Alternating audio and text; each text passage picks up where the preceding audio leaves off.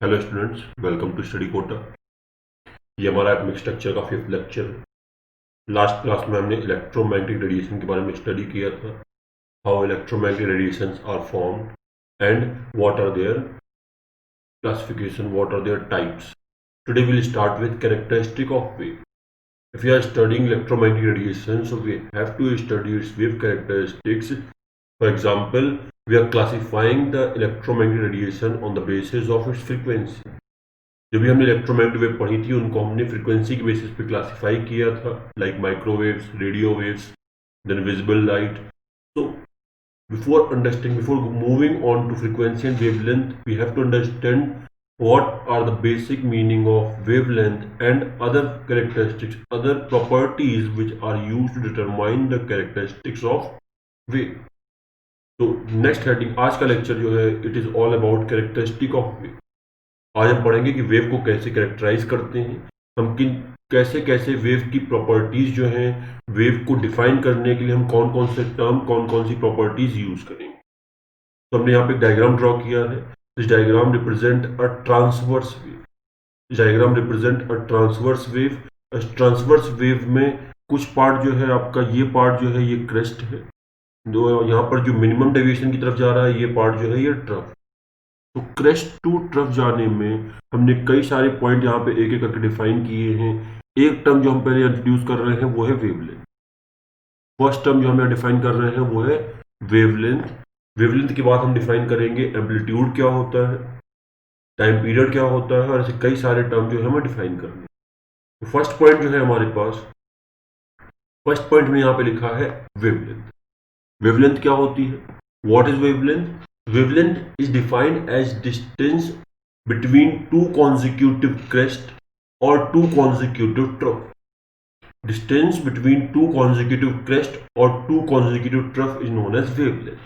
तो मैं यहाँ पर दो consecutive crest ले लिए, एक इस पॉइंट से crest से लेकर यहाँ तक का जो पॉइंट है crest, ये जो डिस्टेंस है this is known as wavelength. Similar distance is from or in between two consecutive trough.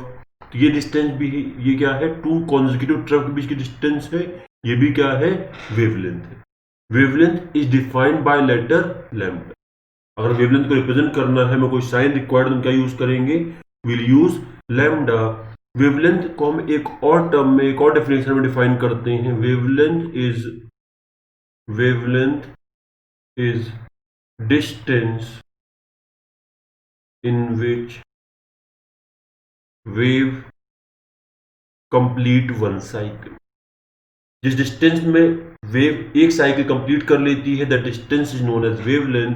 For example, if we start from this point wave starts, first it completes its crest, then it moves to its trough. तो हम यहां से यहां तक की बात करें तो ये जो डिस्टेंस है, इस डिस्टेंस में वेव की एक साइकिल जो है वो कंप्लीट हो गई. इस डिस्टेंस में वेव की वन साइकिल कंप्लीट हो गई है, and this distance is known as lambda. तो वेवलेंथ की हम बस तीन डेफिनेशंस हैं: distance between two consecutive crest, और distance between two consecutive trough, और we can also say that wavelength is a distance in which wave complete one cycle. दो crest के बीच की डिस्टेंस, दो ट्रफ के बीच की डिस्टेंस, या फिर वो डिस्टेंस जिसमें वेव वन साइकिल कंप्लीट कर लेती है, that is known as wavelength. Wavelength को अगर रिप्रेजेंट करना है तो वेवलेंथ को रिप्रेजेंट करते हैं बाय लेटर लैम्डा, और ये लैम्डा का सिंबल है. लैम्डा का सिंबल बनाने के लिए आप ऐसे एक लाइन खींचिए और इसको ऐसे ज्वाइन कर दीजिए, तो ये आपका ये जो है लैम्डा फॉर्म हो गया. लैम्डा की अगर यूनिट की बात करें, क्योंकि हम यहाँ पे डिस्टेंस की बात कर रहे हैं, तो डिस्टेंस की स्टैंडर्ड यूनिट क्या होती है? Standard unit of distance is metre. Standard unit of distance is metre, तो इट इज 1 एंगस्ट्रॉम. क्योंकि वेव जो होंगी बहुत स्मॉल डिस्टेंस से फॉर्म होती हैं, तो अब क्वेश्चन में मीटर के अलावा कई सारी वैल्यूज गिवन होंगी. यहां पर हमें एक वैल्यू गिवन है angstrom. 1 angstrom is equal to 10 to the power -10 metre. Then एक और यूनिट गिवन है हमें 1 nanometre. 1 nanometre is equal to 10 to the power -9 metre. तो आपको क्वेश्चन में वैल्यूज गिवन होंगी एंगस्ट्रॉम में, नैनोमीटर में, you have to convert them into meter. So this is conversion, how you convert angstrom and nanometer to meter. Second, आपकी second characteristic, after wavelength second characteristic जो हमें define करना है that is time period. आपने properties 9th class में I think already पढ़ी होंगी physics में। यहां पर प्रॉपर्टीज जो है वो साउंड के लिए नहीं, यह प्रॉपर्टी हम डिफाइन कर रहे हैं इलेक्ट्रोमैग्नेटिक रेडिएशन के लिए। तो टाइम पीरियड जो है, time period is time, time period is time in which wave complete one cycle. मतलब from a point first wave will move toward crest, then it will move toward trough to distance, sorry, the time in which wave complete one cycle, the time in which we start from a point, moves toward crest and then trough। जब वापस जब इस point पे आएंगे तो यहां तक आने में जो टाइम लगेगा that will be considered as time period. अगर हम पहले हम क्रेस्ट पे जाएंगे फिर ट्रफ पे आएंगे तो जो पूरी प्रोसेस में टाइम लगा, time required to complete one cycle is known as time period. Unit of time period क्या होगी, क्योंकि हम यहाँ पे टाइम की बात कर रहे हैं तो unit of time period will be second. Unit of time period will be second and it represented by capital T. Time period अगर रिप्रेजेंट करना है, जैसे वेवलेंथ के लिए लैम्डा यूज किया था, टाइम पीरियड के लिए हम टी यूज करते हैं। थर्ड पॉइंट जो है हमारे पास, we are moving on to third property and it is frequency. Frequency और वेवलेंथ ज्यादा यूज होंगे तो आपसे अच्छे से समझ लीजिए। फ्रीक्वेंसी जो है, frequency is number of wave passing through a point in 1 second is known as frequency. Frequency क्या है, एक पॉइंट से एक सेकेंड में कितनी वेव पास हो रही है that will be known as frequency. और we can simply say that number of waves produced in 1 second is known as frequency. Frequency is denoted by letter nu. Frequency is denoted by letter nu. Nu is somewhat like V. Just यहां पे थोड़ा सा change कर देंगे, हम कुछ ऐसे बना, V आप ऐसे बनाते हैं, न्यू जो है हम ऐसे बनाएंगे। तो new frequency is represented bye new. हो सकता है 9th-10th क्लास में एफ यूज किया होगा फ्रीक्वेंसी के लिए, लेकिन हम 11th-12th में हम न्यू ही यूज करेंगे। फ्रीक्वेंसी के लिए सिंबल यूज करेंगे क्या होगा, nu. It is somewhat like v. तो फ्रीक्वेंसी की यूनिट क्या है, हमने रिप्रेजेंट कर दिया, frequency is represent by nu. Frequency की यूनिट क्या होती है, फ्रीक्वेंसी की यूनिट होती है हर्ट्ज। फ्रीक्वेंसी की यूनिट होती है hertz and 1 hertz equals to 1 CPS। CPS is cycle per second. If you say that frequency 1 hertz है, that means एक सेकंड में एक वेव साइकिल कंप्लीट हो रही है। 2 हर्ट्ज मीन्स एक सेकंड में 2 साइकिल्स फॉर्म हो रही हैं। और हमारे पास फॉर्मूला जो है, फॉर्मूला आता है आपके पास frequency is equals to 1 upon time period.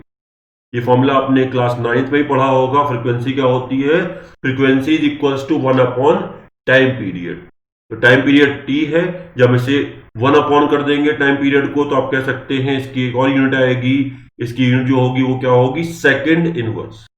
1 upon time period क्या होता है, सेकंड इनवर्स होता है। तो इसकी एक और यूनिट आ सकती है second inverse. 1 hertz equals to 1 CPS और 1 second inverse. Moving on to next wave property. Next wave property है हमारे पास velocity of wave. Next property है हमारे पास वेलोसिटी ऑफ वेव। जब हम वेलोसिटी डिफाइन करते हैं तो वेलोसिटी की डेफिनेशन है distance travel by any object in 1 second is its velocity.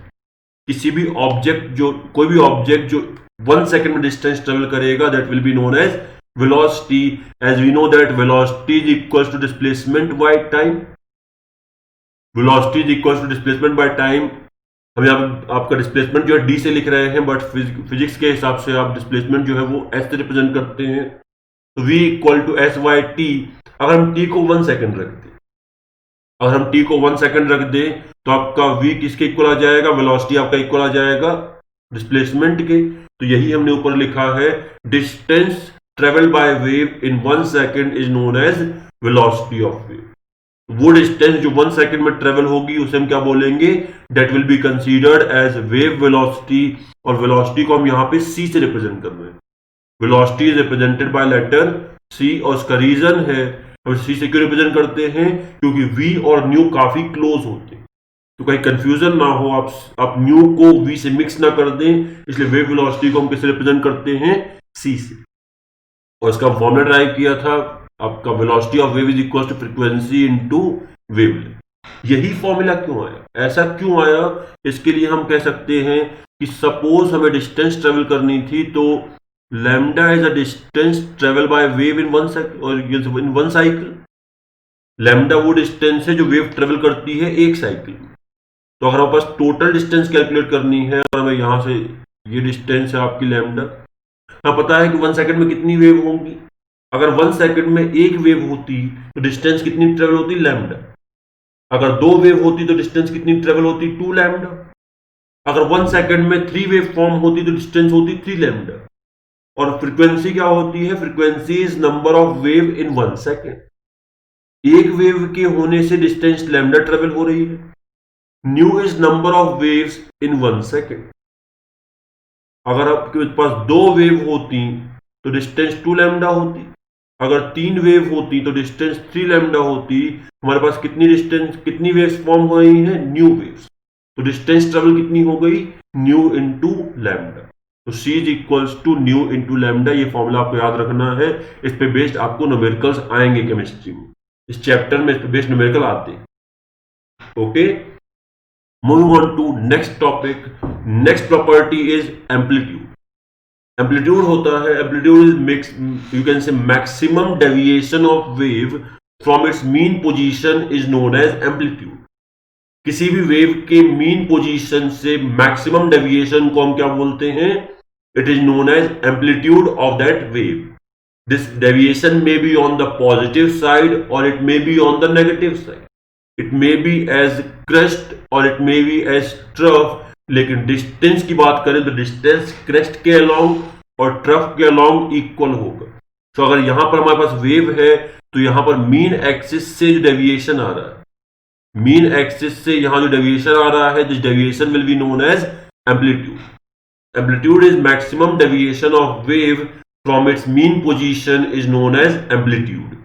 तो डेविएशन जो है आपका पॉजिटिव भी हो सकता है और नेगेटिव भी हो सकता है, but they are equal. Amplitude जो है basically it is distance and distance is measured in metre. So you can say that amplitude की यूनिट क्या है, मीटर है। and amplitude is represented by capital A. Amplitude is represented by capital A. So capital A is unit of amplitude. And last is wave number. We use a term in chemistry. waves को define करने के लिए हम एक separate term use करते हैं, ये physics में यूज नहीं किया जाता है, इसे हम वेव नंबर बोलते हैं। Wave number is defined as number of wavelengths per unit length. Means अगर आपके पास डिस्टेंस 1 मीटर है तो 1 मीटर में कितनी वेव्स होंगी बीच में, that will be considered as wave number. Wave number is number of wavelengths per unit length, और सिंपली 1 यूनिट लेंथ में कितनी वेव्स होंगी, कितनी साइकिल्स होंगी, that is known as wave number. Wave number is represented by symbol nu bar. जैसे हम frequency के लिए न्यू बनाते हैं और ऊपर एक लाइन ड्रॉ कर देंगे, वो हो जाएगा न्यू बार। स्टैंडर्ड यूनिट क्या है, क्योंकि हम डिस्टेंस या नंबर ऑफ वेव की बात कर रहे हैं पर यूनिट लेंथ, तो लेंथ की ऐसा यूनिट क्या होती है, metre. And per unit length means number of waves and divide by length. Numbers की तो यूनिट होती नहीं है और लेंथ की यूनिट हो जाएगी मीटर, तो इट इज 1/मीटर और मीटर इनवर्स।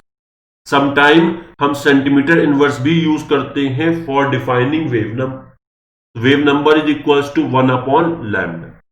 1/लैम्डा आपको अगर वेव नंबर कैलकुलेट करना होगा कभी, या क्वेश्चन वेव नंबर गिवन होगा, तो वेवलेंथ कैलकुलेट कर सकते हैं using a formula of nu bar equal to 1/लैम्डा। तो this is all about wave characteristic. I hope आपको वीडियो पसंद आया होगा। अगर वीडियो पसंद आया तो वीडियो को लाइक कीजिए। ऐसी वीडियो देखने के लिए हमारे चैनल को सब्सक्राइब कीजिए और अपने डाउट शेयर कीजिए हमारे साथ कमेंट सेक्शन। Thank you.